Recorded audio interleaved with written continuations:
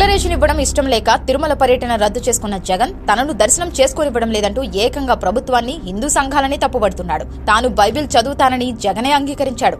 అలాంటప్పుడు అన్యమతస్థుడు కాబట్టి తిరుమల శ్రీవారిని దర్శించుకోవాలంటే డిక్లరేషన్ ఇవ్వాల్సిందే. స్వామి వారిపై విశ్వాసాన్ని ప్రకటిస్తూ సంతకం చేసి దర్శనం చేసుకోవచ్చు.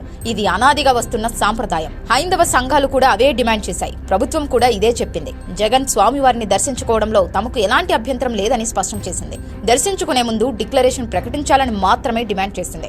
తిరుమలలో అక్కడి సంప్రదాయాలను పాటించకపోయినా, గౌరవించకపోయినా భక్తుల విశ్వాసాలు దెబ్బతినే అవకాశం ఉండటంతో నిబంధనలు పాటించాలని అంతా డిమాండ్ చేశారు. గతంలో సోనియా గాంధీ, మాజీ రాష్ట్రపతి అబ్దుల్ కలాం లాంటి వాళ్లే డిక్లరేషన్ ఇచ్చారు.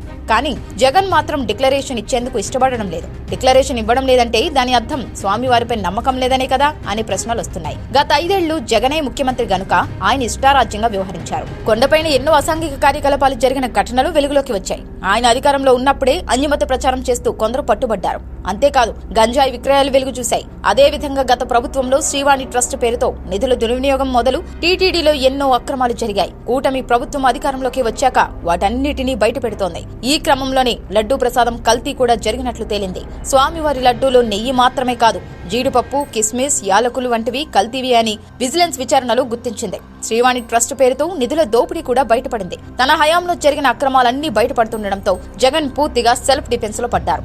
వాటి నుంచి డైవర్ట్ చేసేందుకు కొత్త కుయుక్తులు పన్నుతున్నాడనే విమర్శలు వస్తున్నాయి. తిరుమల పవిత్రతను కాపాడటం ప్రభుత్వ బాధ్యత కాబట్టి జగన్ ను డిక్లరేషన్ కోరింది. కానీ జగన్ మాత్రం దేవుడికి పట్టు వస్త్రాలు సమర్పించాను కాబట్టి నేను ఎందుకు డిక్లరేషన్ ఇవ్వాలని మాట్లాడటం హేయనీయం. జగన్ అన్యమతస్థుడు కాబట్టే తిరుమల అపవిత్రమైపోయిందని అటు ప్రభుత్వమే కాదు హిందూ సంఘాలు మండిపడుతున్నాయి. ఇప్పటికే లడ్డూ వివాదంతో శ్రీవారి భక్తుల నుంచి తీవ్ర విమర్శలు ఎదుర్కొంటున్న జగన్ అసలు హిందూ మతం అంటే ఏంటి అంటూ హైందవ సంఘాల ప్రతినిధులను ఓ రకంగా హిందూ మతాన్నే ప్రశ్నిస్తున్నారు. గుడికి వెళ్తారంటే తన మతం అడుగుతారా అంటూ ఎదురుదాడికి దిగుతున్నారు. మత సంప్రదాయాలను జగన్ ప్రశ్నించడం ఏమిటనే ప్రశ్నలు తలెత్తుతున్నాయి. నిబంధనలు పాటించాలని చెప్పినందుకు హైందవ సంఘాల ప్రతినిధులను, హిందూ మతాన్ని జగన్ టార్గెట్ చేశారా అని చర్చ జరుగుతోంది.